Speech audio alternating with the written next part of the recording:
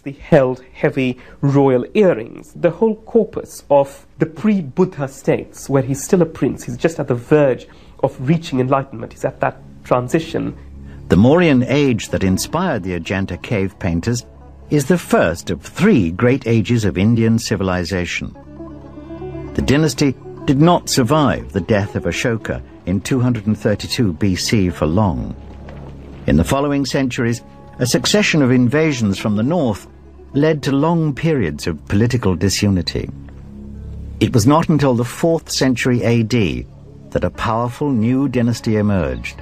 These were the Guptas, a succession of monarchs who also hailed from the state of Magadha, and whose first great leader was also called Chandragupta. Under Chandragupta I and his successors, India again became a vast, unified land. For 150 years, the Guptas presided over a time of peace and prosperity. But the most lasting legacy of the Gupta dynasty was the development of a new system of decimal numbers. The Gupta age was also an important time for Indian religion. The period between the Mauryan and Gupta dynasties had seen a steady decline in the practice of Hinduism. During this period of disunity, it was Buddhism that proved most dynamic. But under the Guptas, Hinduism recovered and absorbed many features of the rival faith. In the end, Buddhism would become little more than a fringe religion in India. To this day, it is the complex Hindu beliefs that dominate the spiritual life of the Indian people.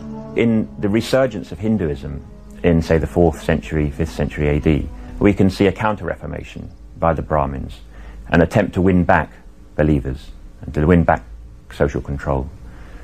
And we can see elements of Buddhism coming into Hinduism. It has been argued that the very form of the Hindu temple is borrowed from Buddhism.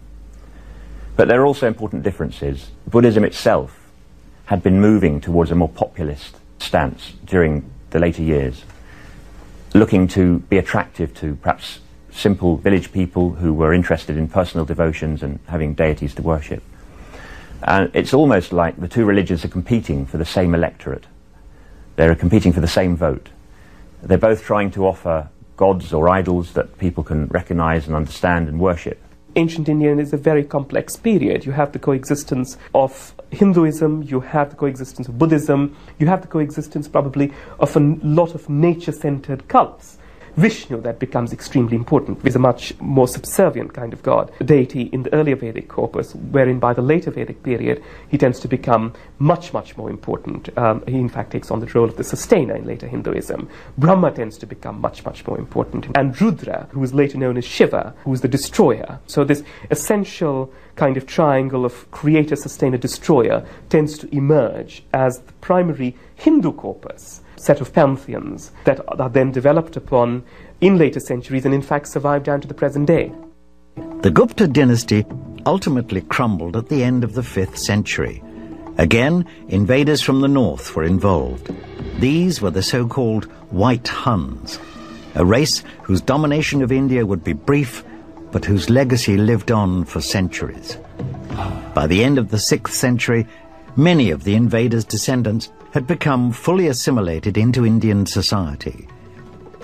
These were the Rajputs, warrior families who established petty states in north and central India. The Rajputs became committed to the Indian way of life, and the temples that they built remain the greatest of all Hindu monuments.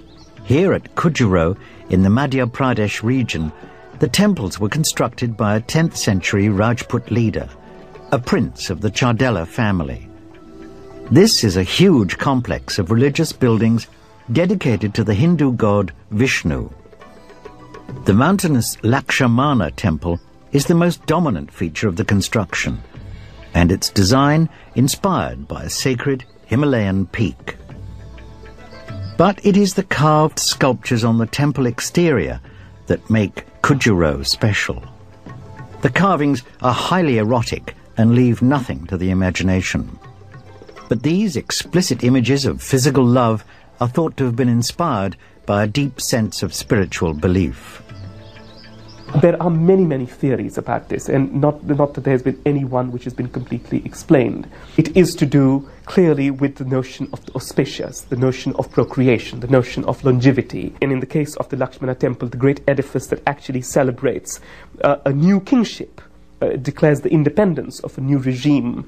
At the second level, there have been interpretations that these are essentially interpretations from the Upanishadic textual corpus, which talks about the unity of man with the ultimate, the fusion of the human soul with the infinite notion of godhood.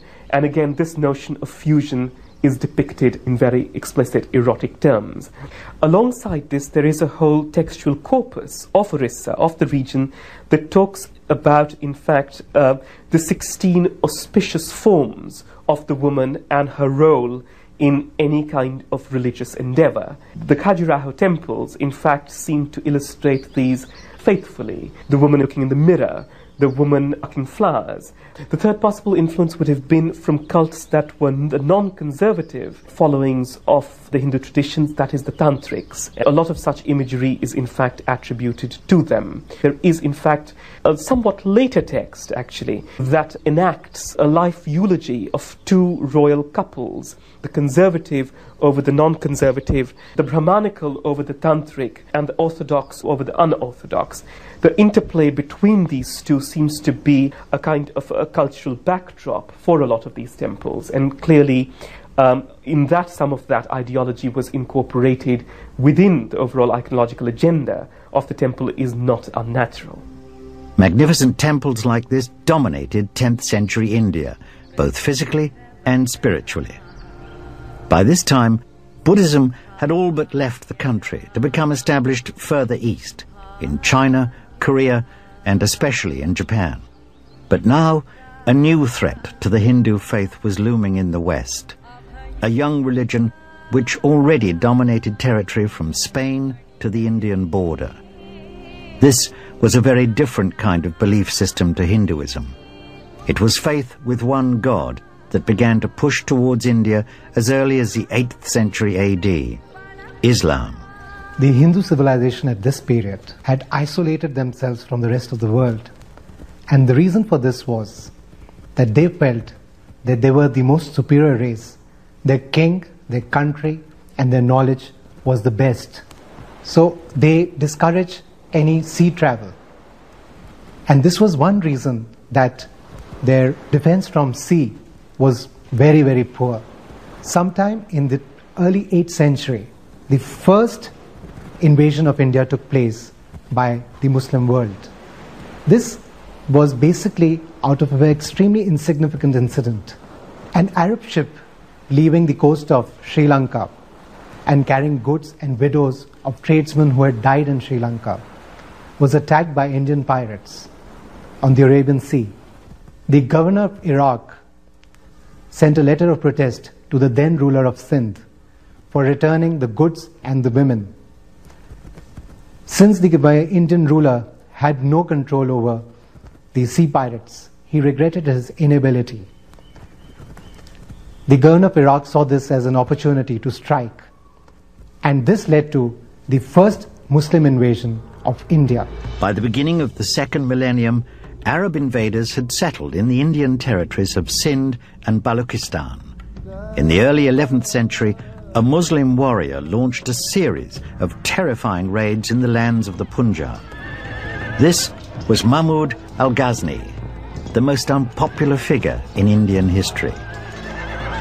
His fearsome incursions impoverished his Punjabi opponents, and soon another Indian territory had fallen to the forces of Islam. The incursions of Mahmud of Ghazni were essentially centered around the amassment of booty to embellish his own capital in contemporary Uzbekistan, i.e. Samarkand. That was his sole objective and sole agenda. And for this purpose, planned his raids into the northwest and then through Delhi with great care. And in that sense, he did not prove to be a threat to the indigenous state of Islam or the pre-existing kind of Sultanate states. The Muslims that were here were a very diverse group of people. They had to be coalesced themselves into a kind of unity where Islam and being a Muslim in daily life meant something to them. The practitioners of Islam came in a variety of hues, a variety of interpretations of Islam present in